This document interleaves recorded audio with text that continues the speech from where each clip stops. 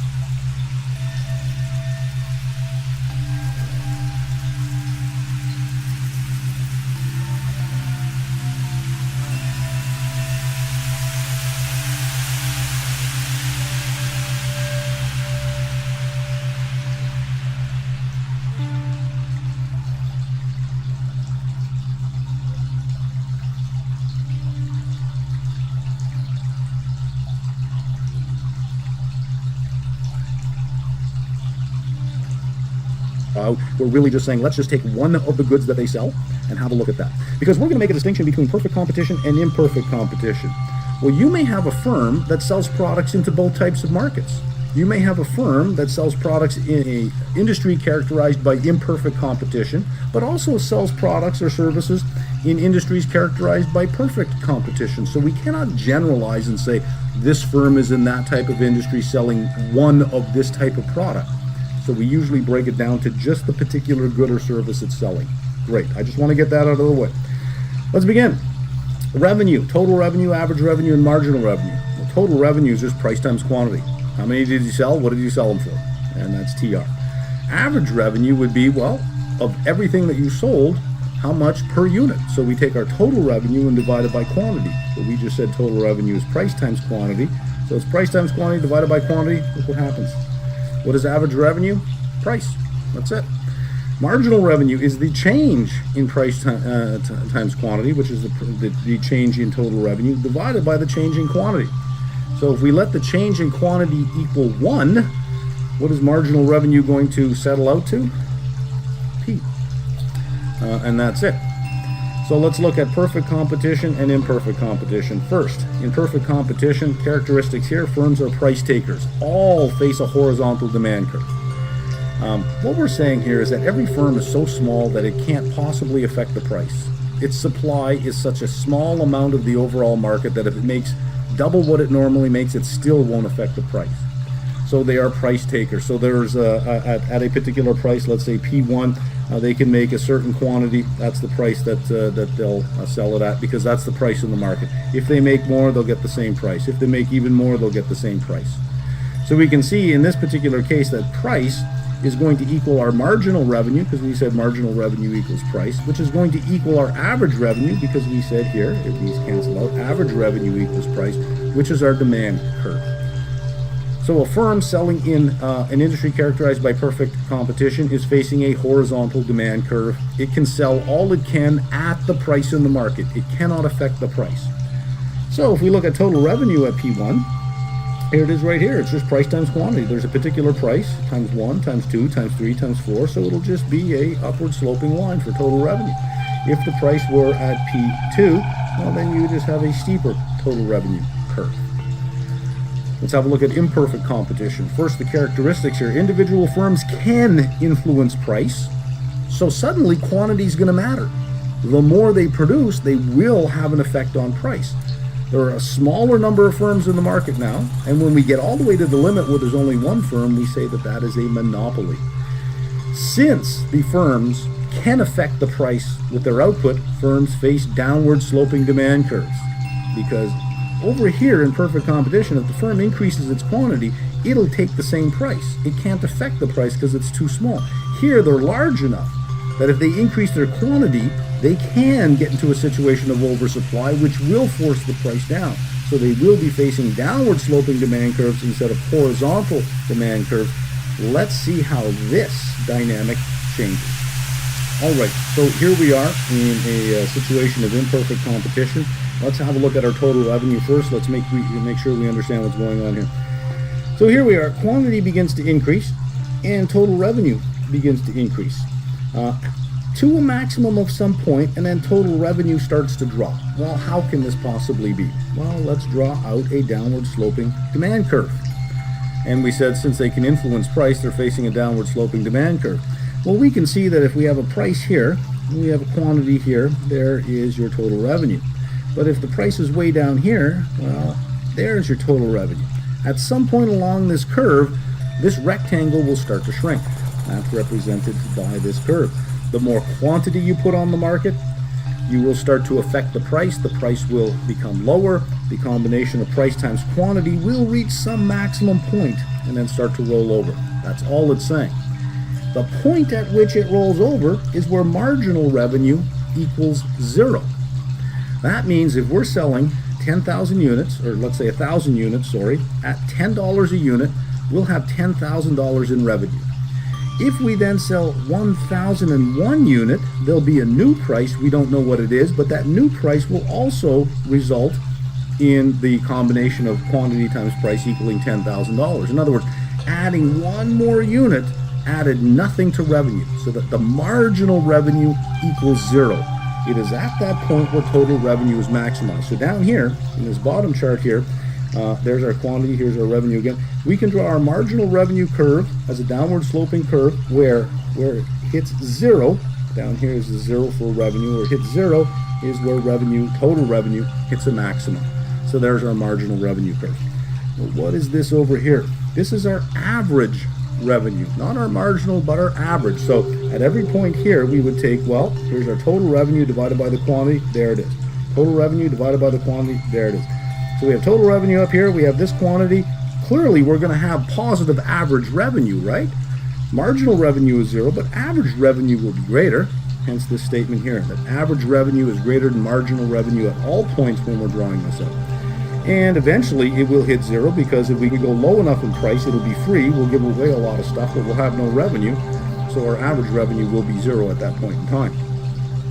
Well, this over here, from this point to this point, there's your demand curve. That is the demand curve that this firm faces in this particular market for this particular good, is the average revenue curve. So price equals average revenue equals our demand curve. And average revenue is nothing more than total revenue over quantity, which equals our price. Because remember, total revenue is what? Price times quantity, and that's quantity, which equals price. All right, LOSD, calculating interpret total average marginal, fixed and variable costs. So everything we're doing now is about cost. We've gone through revenue, we've looked at our factors of production, now we're going to talk about costs. And just a little word of warning here.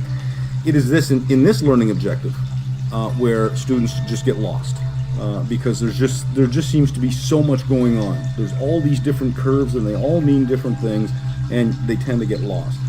And it's actually quite simple. If we just take the curves out of the equation, close our eyes, and just think about what's going on, we can figure it out. It's drawing all the curves that sometimes throw us off. So you might want to spend a little bit more time on this learning objective than the others, because if you sort of get lost here, everything else that follows is sort of confusing. You have to sort of memorize everything after. So let's try to get our understanding down here. Okay, so we've got costs. And as you know, every business faces two broad types of costs: fixed costs and variable costs. Let's deal with our fixed cost first. Our cost of capital, both for debt and equity, is in our fixed cost. We mentioned economic costs before, and we said we're going to include those implicit opportunity costs in. Well, that's in the fixed cost component, just so that we know that. So there are two types of fixed costs that we can talk about: our total level of output, because it's average. So if our fixed costs are $1 million and we're outputting 1,000 units, our fixed cost per unit is 1,000. The more output we make, the lower our fixed cost per unit goes, because it's fixed. So our numerator would be our fixed cost, our denominator would be Q, and as Q increases, our average fixed cost decreases. So let's just stop right there and come on down to these two bottom graphs. Let's make sure we understand where our fixed costs are. If we're going to graph out the total fixed cost, here's our cost on the vertical, here's our quantity of output on the horizontal, it would simply just be a straight line. Why? Because it's fixed. No matter what quantity of output we have, we would have the same total fixed cost. Over here now, this is cost per unit. This is total cost, this is cost per unit, and again, this is quantity. As our quantity increases, look what happens to our fixed cost. It decreases at each stage. At every Q we add, we're taking a fixed cost component and dividing it by a larger and larger Q. Our average fixed costs simply just drop. Great. Can I put a check mark here? We understand fixed costs include both explicit and implicit costs. We get the concept of total fixed cost ends up being just a straight line across all the quantity that we're putting out for total cost. And our average cost is just divided by Q. It will be a downward sloping line throughout. And the further we go, the lower and lower and lower it gets. Great, let's move on to variable cost. Notice we have no marginal fixed cost, because they're fixed. There is no marginal fixed cost. There's no concept of it, because it's just fixed. Let's go to variable costs now. Our total variable costs are our variable cost per unit times the amount of quantity. So if we spend $6 per unit to make each unit, and we have 1,000 units, it's $6,000. It's variable with the quantity, so we know we're going to multiply something with quantity.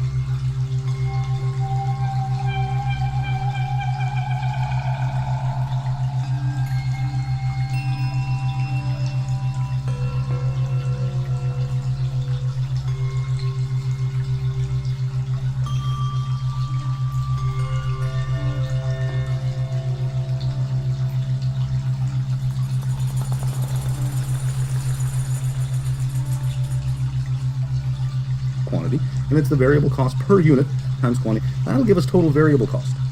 Well, if we take total variable cost and divide it by quantity, we'll get average variable cost. Well, look at what total variable cost is. Let's just go out here in the margins here and do it here. We have variable cost per unit times quantity divided by quantity. Take that off, what are we going to end up with? Variable cost per unit. So our average variable cost is simply just our variable cost per unit. All right, so let's take that downstairs and look at the graphs that we have. Let's start at the first one over here where we are representing total cost. Here's our cost, here's our quantity. Here's our total variable cost curve.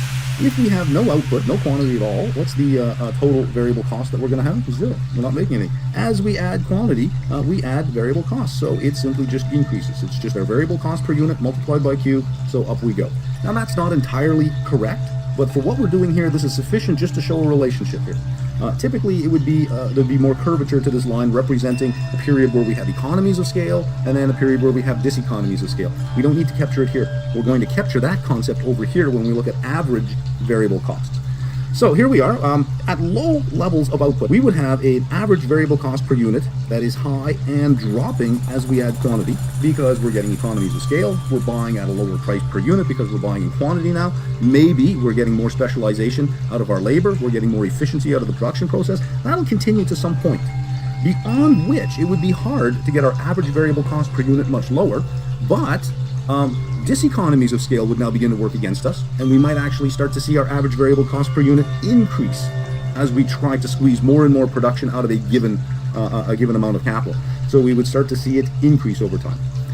Notice that we don't draw it right to the origin here because there is a bit of a disjoint here. At zero cost, if we have a zero output, if Q equals zero, our fixed cost would go right up to the origin, almost to the point where it's zero, because you can't have an average fixed cost with zero output. So that's why we have this gap. Same with the average variable cost. You need at least one unit to have average variable cost. So that's why we don't draw these all the way to the origin like we do over here. We draw these all the way, but we don't draw these. Okay, if we get the idea behind total fixed cost and total variable cost, and we get the idea behind average fixed cost and average variable cost, moving to total cost is quite simple. All we do is we add the two together. So our total cost curve would start where total fixed cost begins, because at zero output, we still have our total fixed cost. And then just the distance between here is constant all the way through. We're just taking this curve and adding it to the first curve. Same with here. This distance over here is added to this curve to get the total all the way through. Now notice how this distance is shrinking because our average fixed cost is shrinking. So over here, this distance here is this distance over here. So our average total cost is just the sum of the two curves, or up here for total cost. Total costs are total fixed cost plus total variable cost. And average total costs are just total cost divided by quantity. And here is where we introduce the term marginal cost. It is the change in total cost for the change in quantity. And we're going to see what relationships these play shortly. So over here, there's one more thing we got to talk about, which is the 2 points on these two curves. Notice that they have minimums in 2 different places. We will hit a minimum on the average variable cost curve before we hit a minimum on the average total cost curve. So point Q, AVC, is at a minimum, but since average fixed costs will continue to decline, this point, Q, ATC, represents total minimum cost point. That is, its minimum cost per unit happens on the average total cost curve, not the average variable cost curve. These 2 points are going to become important very shortly, so you must recognize that relationship. Average variable costs will bottom out before average total costs will bottom out, because average fixed costs will still be decreasing as we increase our quantity. All right, let's bring some of these things together here.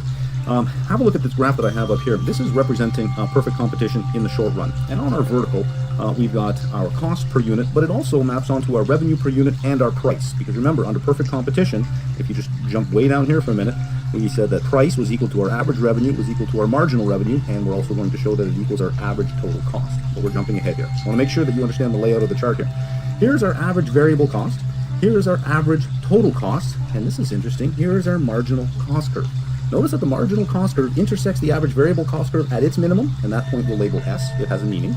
And it intersects the average total cost curve at its minimum as well, and that point has a meaning, we'll label it T. And just so that we have some idea of the relationship between average variable cost and marginal cost, let me draw just a few small curves for you, and I'll just draw them in the middle here, and I will delete them.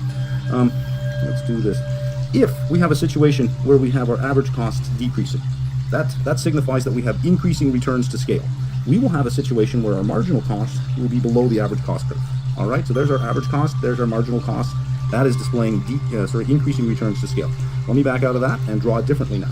Let's show a situation where we have decreasing returns to scale. We would have our average costs increasing, and our marginal costs at this point would be above the average cost curve, and that would signify decreasing returns to scale.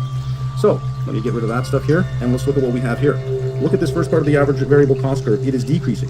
So the marginal cost curve is below the average variable cost curve as long as it's decreasing. It will intersect the average variable cost curve at its minimum, and when the average variable cost curve is increasing, the marginal cost curve is above it.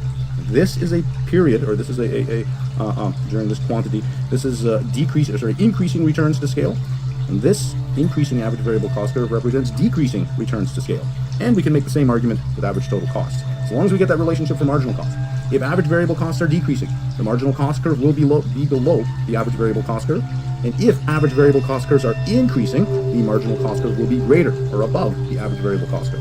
And the marginal cost curve intersects both ABC and ATC at their minimums. Great. Let's look at this part of the marginal cost curve that I've made much darker than the rest. That is the firm's supply curve. And I'm going to prove to you that that is the supply curve by looking at three regions on this chart. We're going to look at what happens when we have a price equal to 1, P equal to 2, and price equal to 3. So at P1, what is going on here? At P1, the firm is not covering its variable cost per unit. The price is down here. This is the average variable cost per unit curve, and notice the price is below the curve at all points.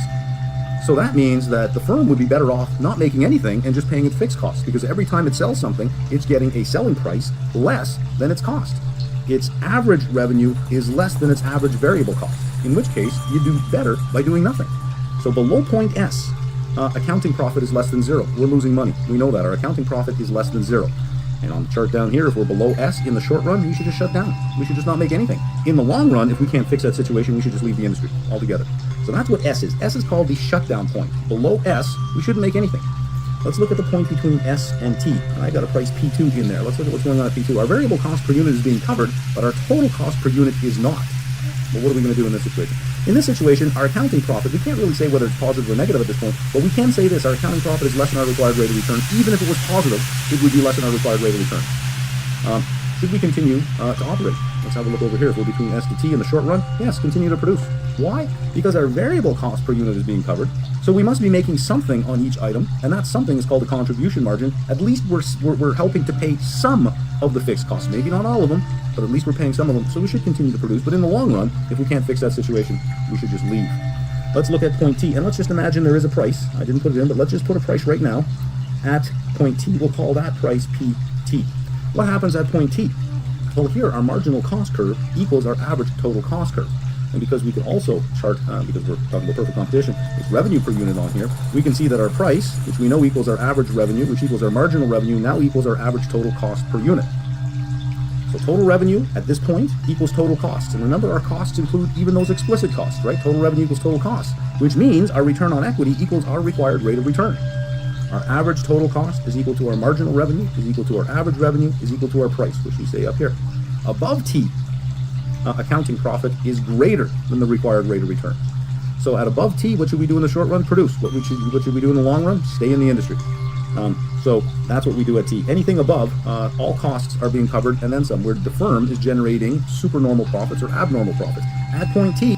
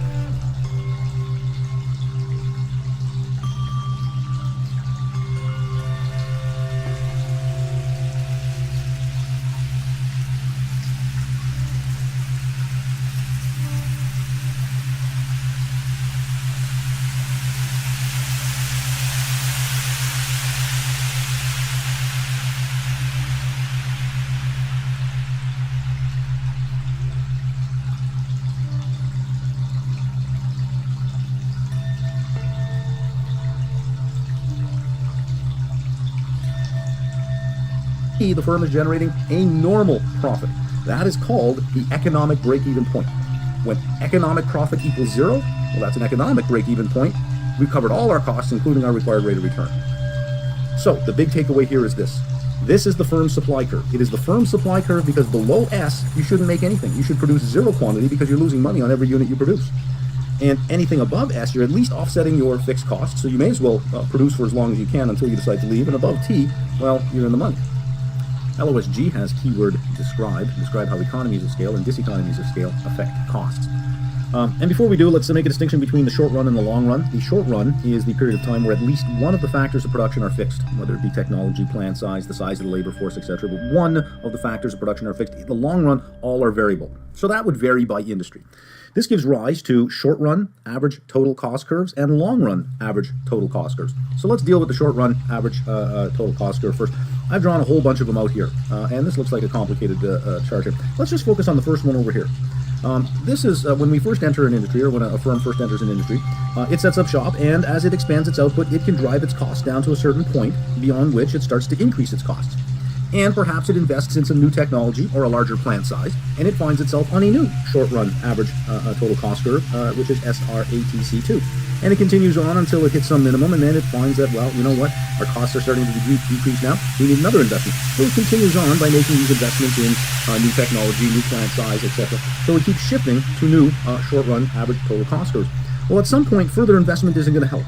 And we see that each successive round of investment doesn't seem to get its costs below a certain point. Its costs at all parts of the curve start to increase. Well, if you combine all of these short-run cost curves together, you can imagine a whole bunch more in there. I've just drawn out 4. But the thicker purple line here draws out the long-run average total cost curve. And if you want to make it a little bit smoother, there it is right there. There's your long-run average total cost curve. So at some point, we hit a minimum point among all the curves on short-run ATC4. So up to that point, this company is experiencing economies of scale. We have increasing returns to scale, because as we scale up and hit a new short-term cost curve, we keep decreasing our costs. Beyond there, we're experiencing diseconomies of scale, decreasing returns to scale. Now, you'll recall, we are dealing with perfect competition here. The firm is a price taker. So let's put a price in here at P1, and we'll put P1 low enough that it intersects SRATC4 at its minimum. Here's the deal with something like this. If you're going to enter this industry with this price, and this industry is characterized by perfect competition, you have to enter on that cost curve. You can't start up here and slowly work your way down. You have to enter at that cost curve. That is called the minimum efficient scale, which must include even those explicit costs, right? Total revenue equals total cost.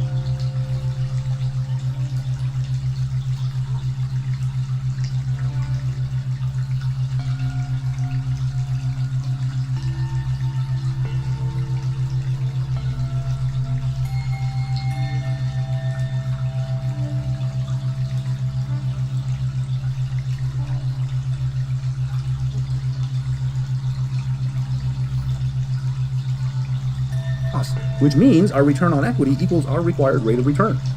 Our average total cost is equal to our marginal revenue, is equal to our average revenue, is equal to our price, which we say up here. Above T, accounting profit is greater than the required rate of return. So at above T, what should we do in the short run? Produce. What should we do in the long run? Stay in the industry. So that's what we do at T. Anything above, all costs are being covered and then some, where the firm is generating supernormal profits or abnormal profits. At point T, the firm is generating a normal profit. That is called the economic break-even point. When economic profit equals zero, well, that's an economic break-even point. We cover, whether it be technology plan. So the big takeaway here is this. This is the firm's OSG has keyword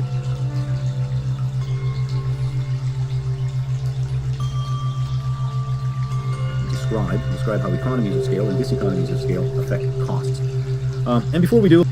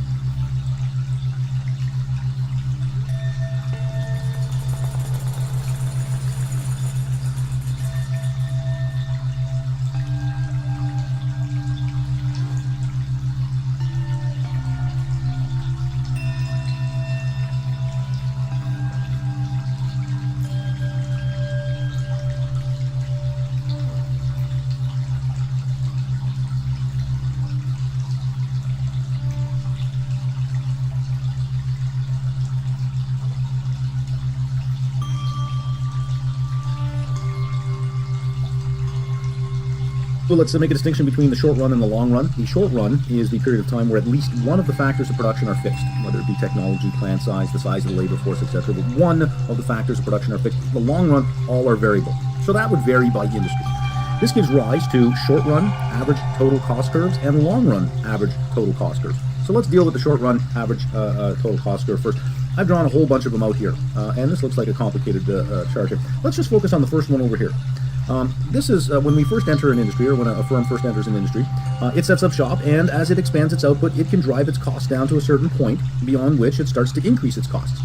and perhaps it invests in some new technology or a larger plant size, and it finds itself on a new short-run average total cost curve, which is SRATC2. And it continues on until it hits some minimum, and then it finds that, well, you know what, our costs are starting to decrease now, we need another investment. So it continues on by making these investments in new technology, new plant size, etc. So it keeps shifting to new short-run average total cost curves. Well, at some point, further investment isn't going to help. And we see that each successive round of investment doesn't seem to get its costs below a certain point. Its costs at all parts of the curve start to increase. Well, if you combine all of these short-run cost curves together, you can imagine a whole bunch more in there. I've just drawn out 4. But the thicker purple line here draws out the long-run average total cost curve. And if you want to make it a little bit smoother, there it is right there. There's your long-run average total cost curve. So at some point, we hit a minimum point among all the curves on short-run ATC4. So up to that point, this company is experiencing economies of scale. We have increasing returns to scale, because as we scale up and hit a new short-term cost curve, we keep decreasing our costs. Beyond there, we're experiencing diseconomies of scale, decreasing returns to scale. Now, you'll recall, we are dealing with perfect competition here. The firm is a price taker. So let's put a price in here at P1, and we'll put P1 low enough that it intersects SRATC4 at its minimum. Here's the deal with something like this. If you're going to enter this industry with this price, and this industry is characterized by perfect competition, you have to enter on that cost curve. You can't start up here and slowly work your way down. You have to enter at that cost curve. That is called minimum efficient scale required to enter this particular industry. At P1, firms must produce at SRATC4, short run average total cost curve 4, or exit. Well, we have a couple of short lists here for economies of scale and diseconomies of scale, things that contribute to it. Under economies of scale, division of labor, division of management, oversight, specialization, productivity enhancing equipment or productivity enhancing technology, efficiency gains, whether it be waste reduction in the production process, energy reduction, superior market insight. Maybe you just are better, or a firm is better at forecasting. Volume discounts. For diseconomies of scale, poor management control or oversight, overlap or duplication of functions, greater stress on local supply markets. We can think of labor markets. If you're in a particular region where you just can't get the talent, you've pretty much exhausted the current labor supply, and you have to look further and further away, and you also have to pay more. Plus, as the bigger you get, the bigger target you are for unions, for antitrust legislation, for litigation. Let's look at 3 different curves at the bottom here, just in case we're thinking that, well, all industries experience economies of scale to a point and then diseconomies of scale. That may not necessarily be true. Some industries may be characterized by a curve that looks like this, where there are rapid economies of scale up to a certain point in size and then rapid diseconomies of scale. Others may not experience any diseconomies to scale. So the larger they get, the more economies of scale accrue to them. And then others may have constant returns to scale. So between, let's say, this point and this point, as they're adding size, they're realizing constant returns. There's no increasing or diminishing economies of scale here. And now on LOSH, keyword here is to distinguish between short run and long run profit maximization. And we'll deal with the short run first, but let's recall a few things. We are dealing with perfect competition, hence the firm is a price taker. In those situations, price equals the firm's marginal revenue, and the condition of marginal revenue equaling marginal cost. We've already discovered that is a point of maximum profit, or if you're losing money, it's also the point of minimum loss in the short run. So let's deal with the short run. Let's draw out a short run average total cost curve, and there it is right there, that nice big smile across the chart. And our marginal cost curve intersects the average total cost curve from below at its minimum point. As the average total cost curve is decreasing, the marginal cost curve is below. As the average total cost curve is increasing, our marginal cost curve is above. All right, let's set a price P1 and let's draw it straight across. Remember now, price equals marginal revenue. So at point 1, that is the point where marginal revenue equals marginal cost. So let's look at what's going on at point 1. MR1 equals MC at point 1. That is a point of maximum profit. That is one of the conditions of maximum profit. And since our marginal revenue line is above the average total cost line, we know that we have an economic profit. We have an economic profit equal to A. Well, this encourages market entry because the return on equity is greater than the required rate of return. There's excess profit. There's abnormal profit here. So that'll put downward pressure on P1. Let's start at a different place. Let's start at a price that is below the intersection of the average total cost curve and the marginal cost curve. We'll set a price at P2.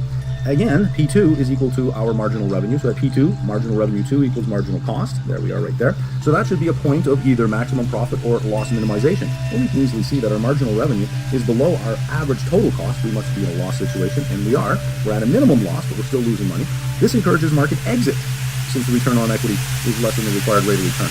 So we can see that when the price is above the average total cost curve, there is downward pressure on prices. When the price is below the average total cost curve, there is upward pressure on prices. We get downward pressure on prices through more firms entering the industry, more supply coming onto the market. And we get upward price pressure from point 2 upwards because firms are leaving the industry and taking supply off the market. There's the short run done. Let's look at the long run. And we're going to see the long run is nothing but a series of short run adjustments. All right, let's focus on the long run now. Here is our long run average total cost curve.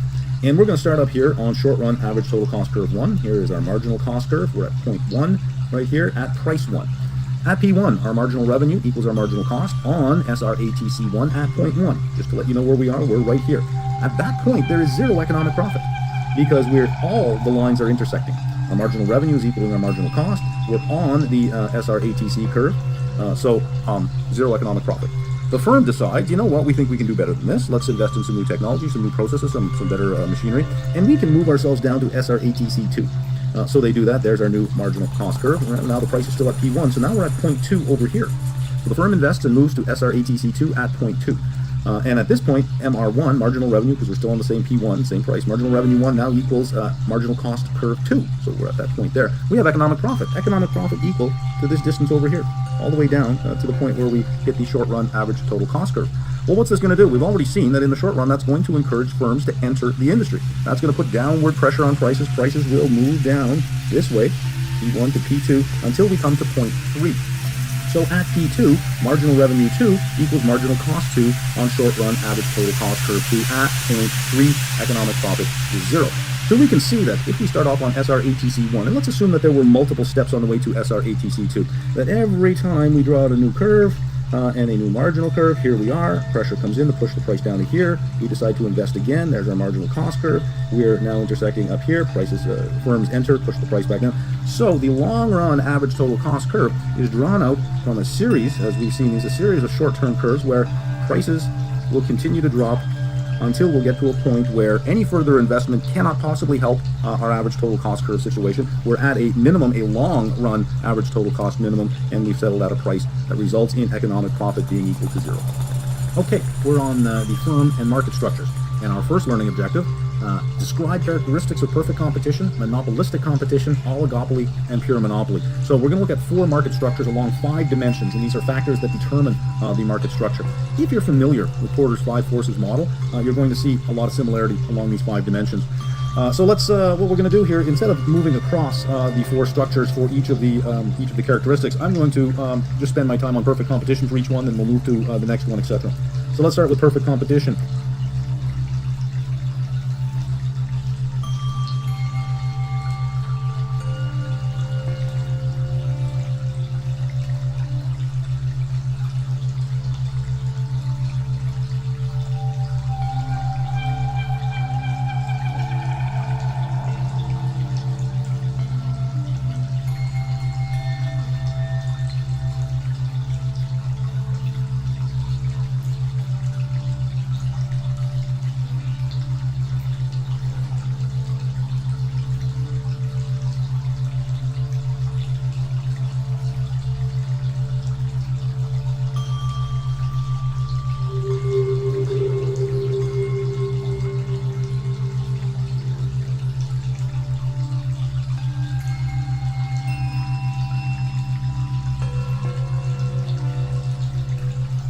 Number one, the number and relative size of firms. There are many firms, and I should add to this, it's not just that there are many firms, it's that no one firm has any significant control of the market. Typically, we say that out of all these many firms, there is not one single firm with more than 10% of the market. So the majority of them, all of them, have less than 10% of the market, which means no one firm is big.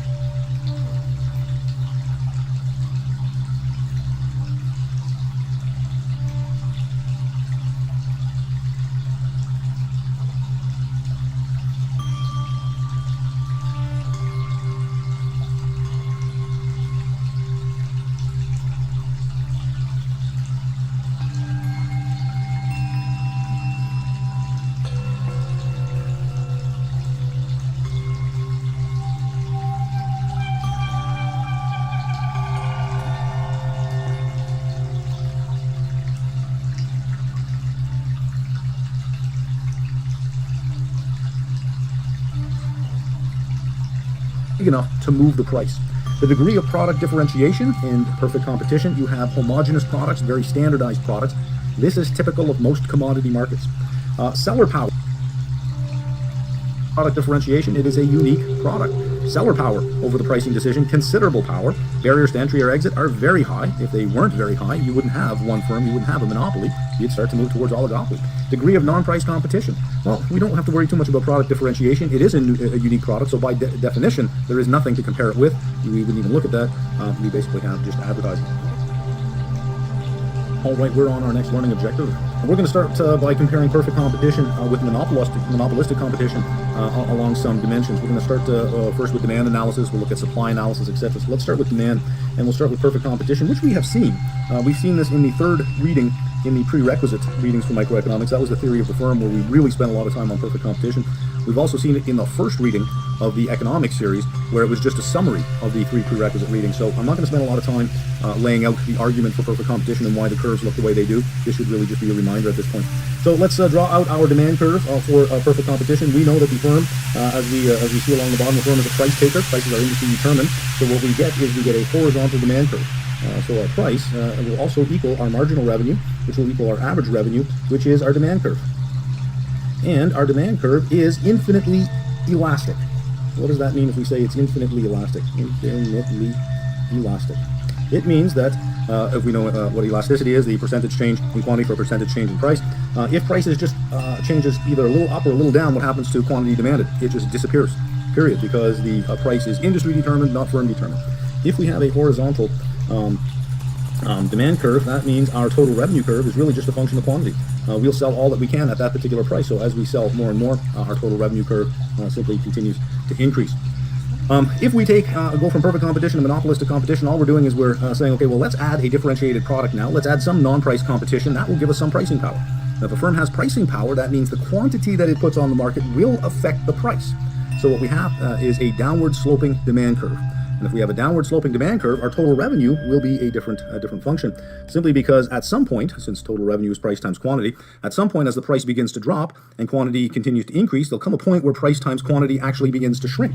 So our total revenue curve, you're kind of seeing how the magic is done here, right? Our total revenue curve takes on an inverted U shape. Now that is it's an exaggeration, but it's to make a point. There's our total revenue curve. And if we look at the peak of the total revenue curve, it has a relationship with marginal revenue. At the peak of the total revenue curve, what do you think marginal revenue is? Marginal revenue is the derivative of the total revenue curve with respect to quantity. So at a peak, we have a slope that is 0. So the first derivative should be 0. And so our marginal revenue curve will intersect, if we draw our marginal revenue curve down here, let's take it from here to here. There's our marginal revenue curve.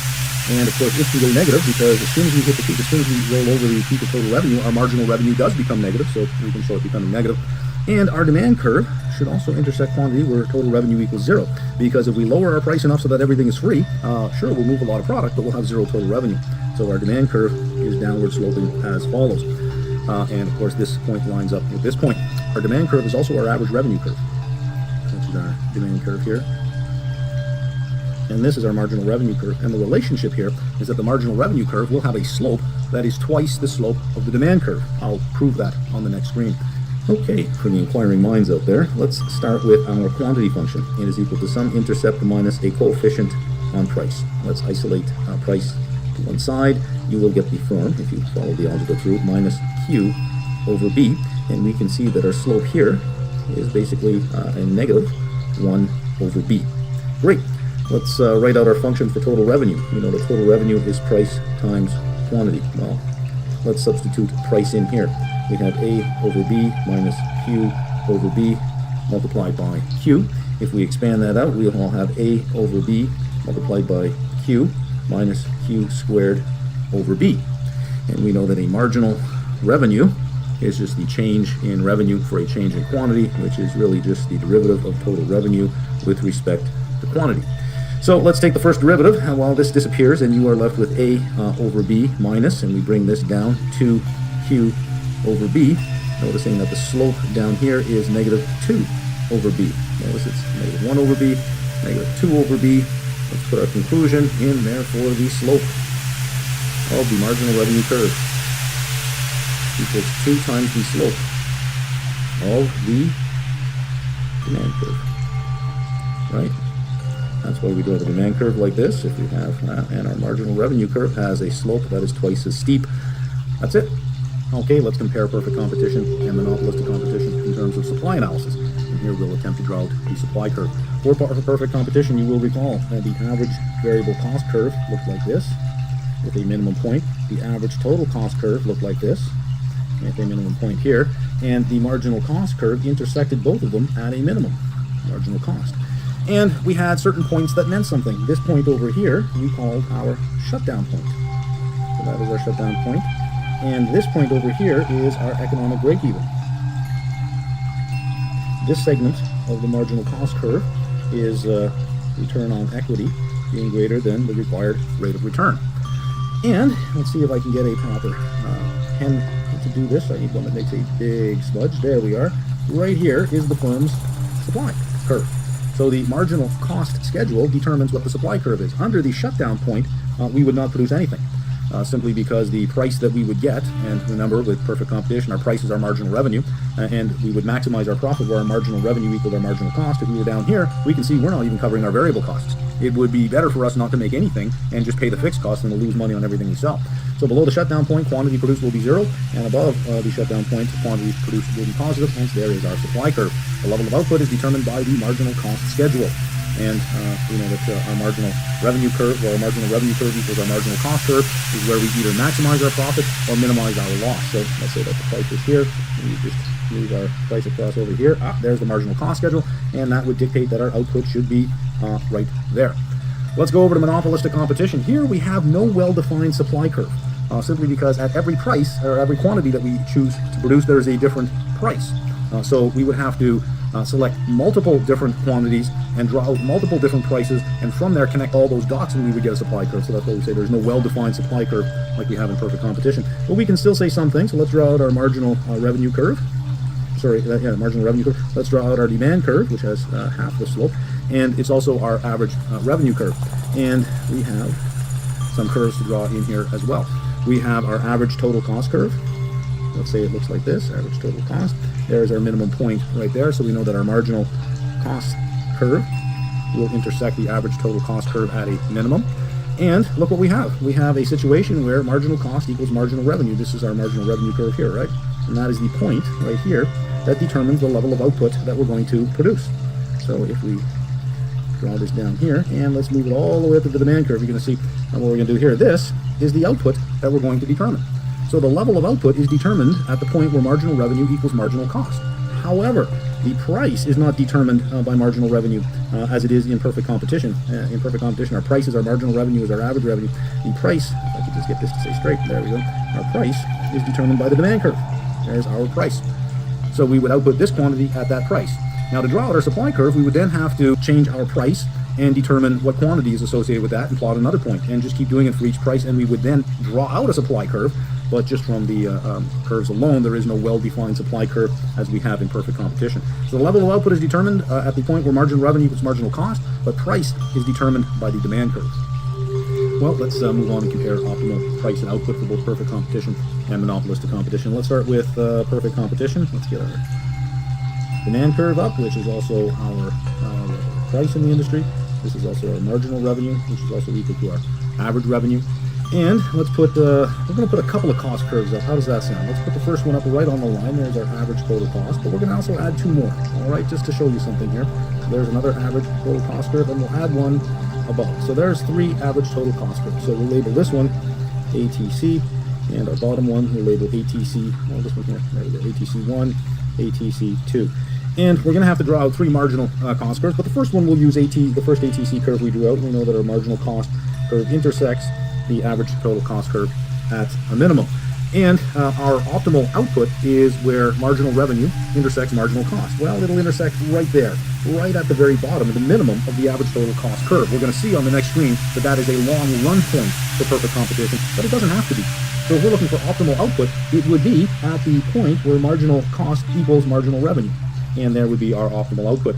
It just so happens at this particular point, when we're calculating our profit, our total revenue minus our total cost, because we're just intersecting the average total cost curve, our marginal revenue equals our marginal cost, which equals our total cost. So total revenue minus total cost gives us our economic profit.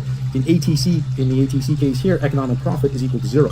Let's move down to ATC2. So we managed to lower our costs, let's say. So our optimal output, I'll get another color out, there is our minimum for the average total cost curve. We would draw out a marginal cost curve as follows. Here now would be our optimal output. This is where our marginal cost curve meets our marginal revenue curve, and the difference between here gives us an economic profit greater than 0. Let's write that in. Our economic profit, in this case, will be greater than 0. Well, what will this do? If we have economic profit greater than 0 and we can compete on that cost curve, well, that will attract new entrants into the industry as well. Let's move up to the other cost curve here, ATC1. And let's just assume that this marginal cost curve is actually intersecting the minimum. We'd be back at this point here on marginal revenue and marginal cost as our optimal output. We extend it up to here. Notice that it is below our average total cost. So in a case like this, we would be facing economic profit less than 0. Economic profit here is now less than 0. In the short run, as long as it's greater than our average variable cost, we would continue to produce, but in the long run, we would shut down. So the optimal output would still be where our marginal revenue equals our marginal cost. But instead of maximizing profit at this point, we would say that we are minimizing our loss. If this point, this quantity, is such that at that price we're producing below our average variable cost, then we would just simply not produce anything, and our optimal output would suddenly jump all the way to 0. So there'd be a gap. It wouldn't we wouldn't decline slowly. If this economic loss is such that it is less than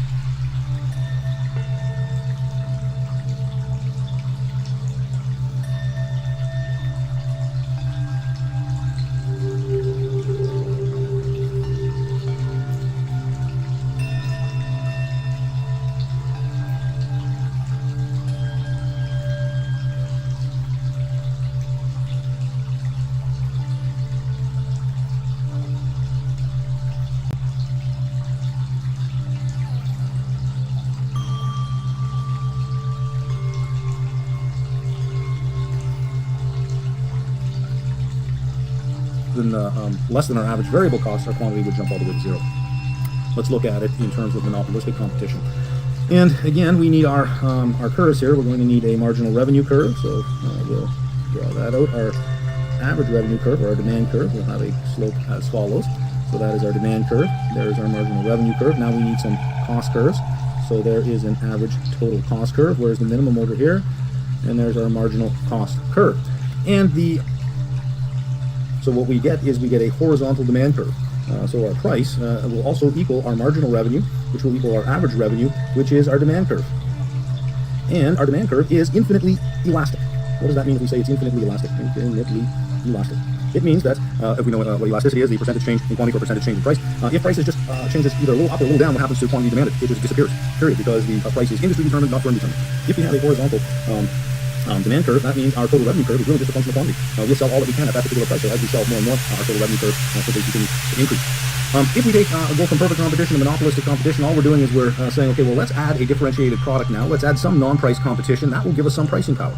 Now, if a firm has pricing power, that means the quantity that it puts on the market will affect the price. So what we have is a downward sloping demand curve. And if we have a downward sloping demand curve, our total revenue will be a different function. Simply because at some point, since total revenue is price times quantity, at some point as the price begins to drop and quantity continues to increase, there'll come a point where price times quantity actually begins to shrink. So our total revenue curve, you're kind of seeing how the magic is done here, right? Sure, we'll move a lot of quantity.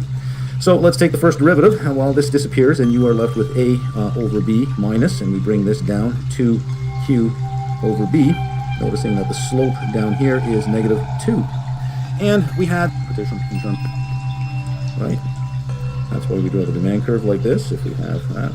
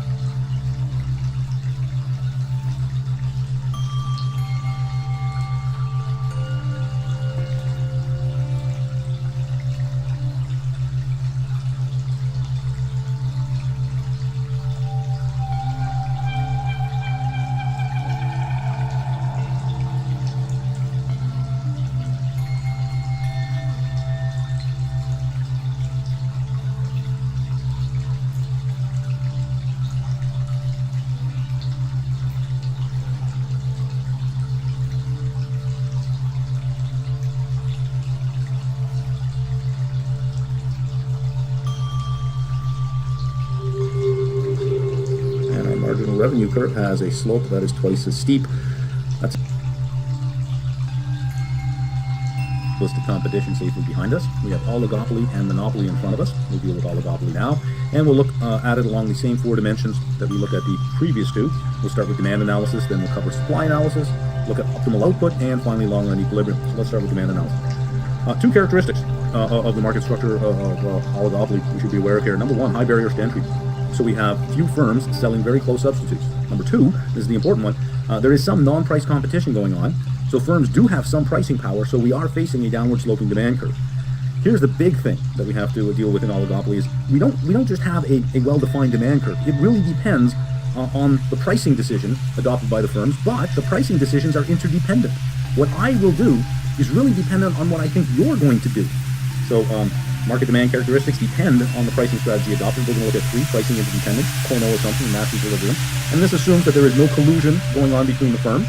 If we have an oligopoly where the firms are colluding, where there is collusion, we refer to that as a cartel, and all members simply just divide up the aggregate demand curve, and the aggregate demand curve remains the same, and every firm just takes a little piece of it. But we're going to assume that there's no collusion here, so let's have a look at pricing interdependence.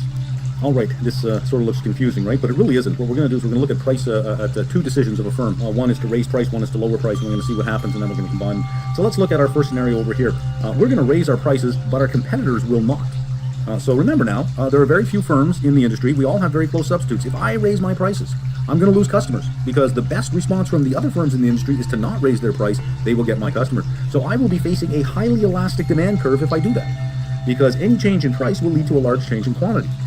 Well, let's jump all the way to the other extreme, and let's say that instead of raising my prices, I'm going to lower my prices. Well, now my competitors follow suit. If I raise my prices, competitors say, you go ahead, we're going to stay right here. But if I lower my prices, my competitors are going to say, oh, no, you don't. Not without me. They're going to follow suit, which means I've got a highly inelastic demand curve, which means I would have to drop my price considerably to get any gains in quantity. So I'm facing 2 possible different types of supply curves. Which one is going to prevail? Well, for that, we're going to need a market price that exists already. So we're going to assume a price level. Let's focus on the middle graph now, and let's say that there's a certain price in the industry, and we'll extend that price both ways across both graphs.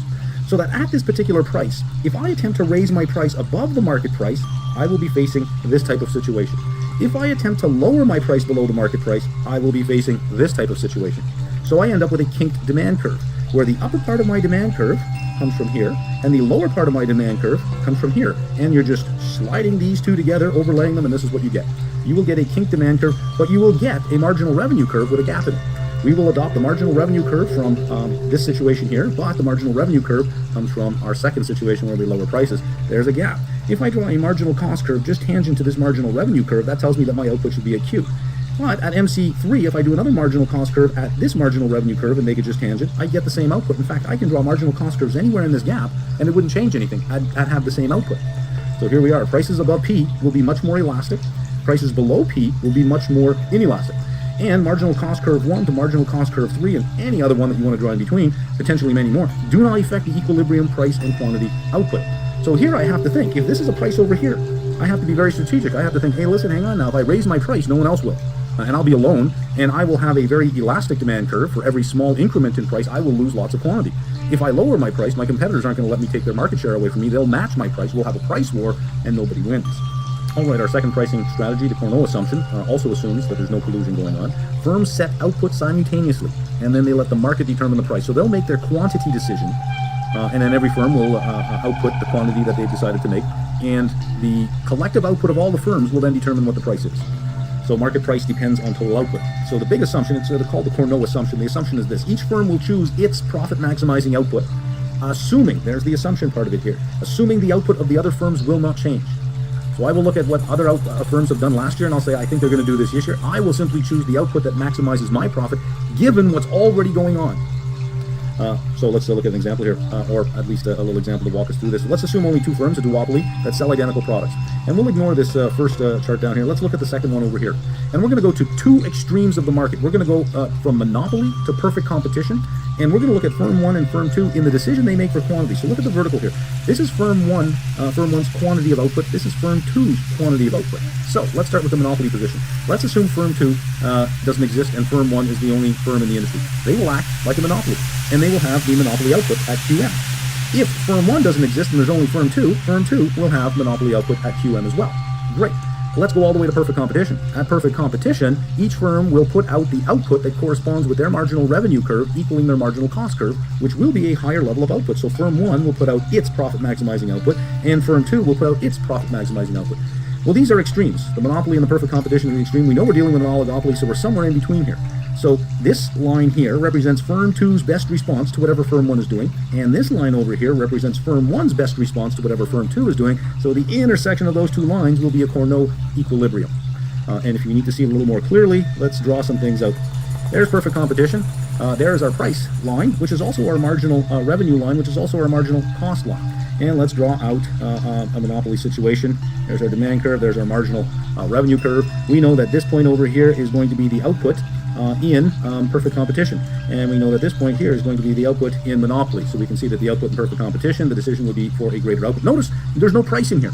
We're just mapping quantity against quantity, firm against firm.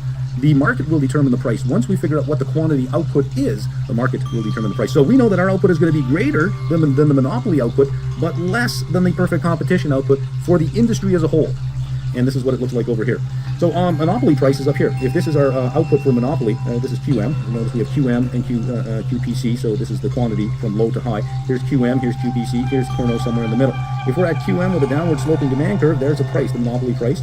If it's perfect competition, much greater output, but a much lower price. The Cournot equilibrium is somewhere in the middle. The price will be somewhere between the two prices, and the quantity will be somewhere between the two quantities. That's the big takeaway here. We don't have to worry too much about how the logic of the argument gets there. I think I've done a pretty good job giving you the high-level views.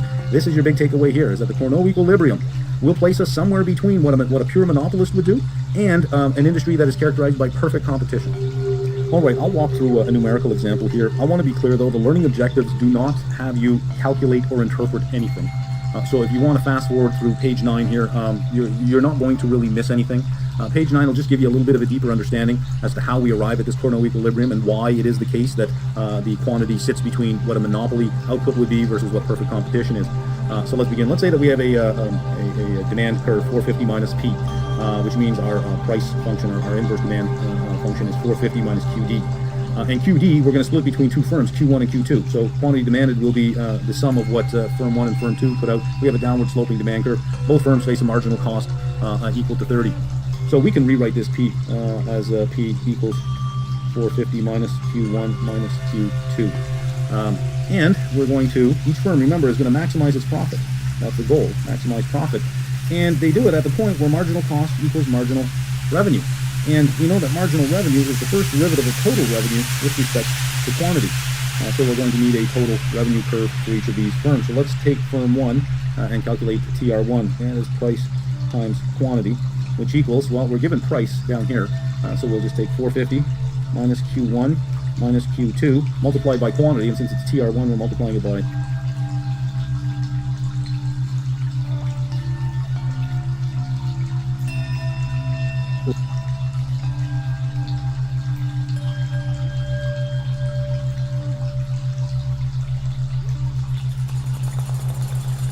50 or 300, so Batco will choose low.